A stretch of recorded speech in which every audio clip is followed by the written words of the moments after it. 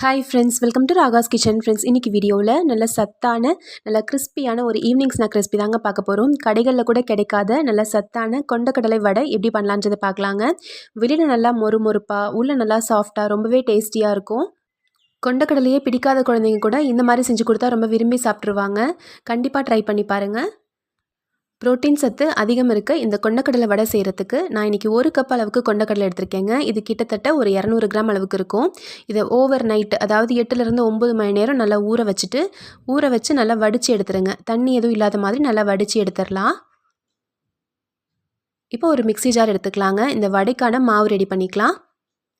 Mixie ஜாரில் ஒரு 3லேருந்து 4 பச்சை மிளகாய், 1 இன்ச் அளவுக்கு இஞ்சி துண்டு, 1 டீஸ்பூன் அளவுக்கு சோம்பு, இது கூடவே ஊற வச்ச கொண்டக்கடலை, தண்ணி எதுவும் சேர்க்காமல் அரைச்சிக்கோங்க.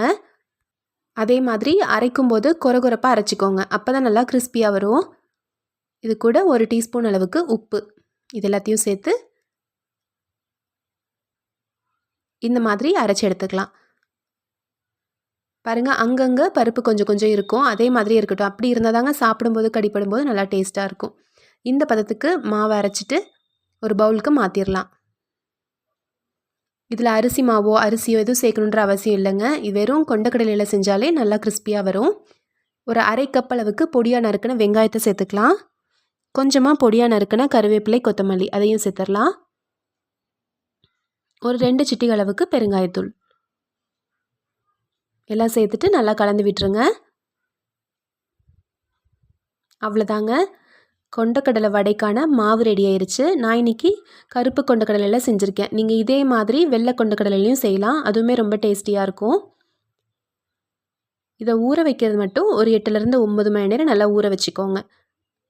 இப்போ மாவு ரெடி ஆயிடுச்சு வடை போடுறதுக்கு. இந்த வடைக்கு தட்டுறதுக்கு பாருங்கள், இதிலிருந்து கொஞ்சம் மாவு எடுத்து உருட்டிக்கோங்க. இந்த மாதிரி நல்லா உருட்டிட்டு 2 கைக்கும் நடுவில் இந்த மாதிரி வச்சு இப்படி இன்னொரு கை வச்சு இப்படி அழுத்தி விட்டிங்க அப்படின்னா கரெக்டாக வடை ஷேப் வந்துடுங்க. இந்த மாதிரி நம்ம வடைகளை போட்டுக்கலாம். இப்போ எண்ணெய் காஞ்ச உடனே நம்ம இந்த மாதிரி எடுத்து உருட்டி தட்டுறதுக்கு கொஞ்சம் கஷ்டமாக இருக்கும். ஃபஸ்ட்டே உருட்டி மட்டும் எடுத்து வச்சுக்கலாம். நான் எடுத்திருக்க இந்த 1 கப் கொண்டக்கடலைக்கு கிட்டத்தட்ட ஒரு 14 வடை கிட்ட வந்திருக்குங்க. இவ்வளோ சைஸ்க்கு இது கொஞ்சம் பெருசாகவே இருக்குது இந்த வடை. நீங்கள் சின்ன சின்னதாக போட்டிங்க அப்படின்னா ஒரு 20 வடை கிட்ட வரும். பாருங்கள், இந்த மாதிரி உருட்டி எடுத்துக்கோங்க. ஸ்டவ்வில் ஒரு வாணலி வச்சு பொரிக்க தேவையான அளவுக்கு எண்ணெய் ஊற்றிக்கலாம். எண்ணெய் நல்லா சூடாகட்டும். எண்ணெய் சூடானதும் மீடியம் ஃப்ளேமில் வச்சுருங்க. மீடியம் ஃப்ளேமில் வச்சு நம்ம உருட்டி வச்சுருக்க உருண்டை எடுத்து தட்டி தட்டி இந்த மாதிரி வடையாக போட்டுக்கலாம். நான் ஒரு டைமுக்கு ஒரு 4 வடை மட்டும் போடுறேன், கொஞ்சம் பெருசாகவே இருக்குன்றனால.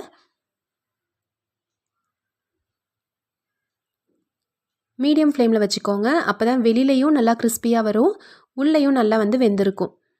ஒரு நிமிஷம் விட்டிங்க அப்படின்னா மேலே தானாக எலும்பி வருங்க.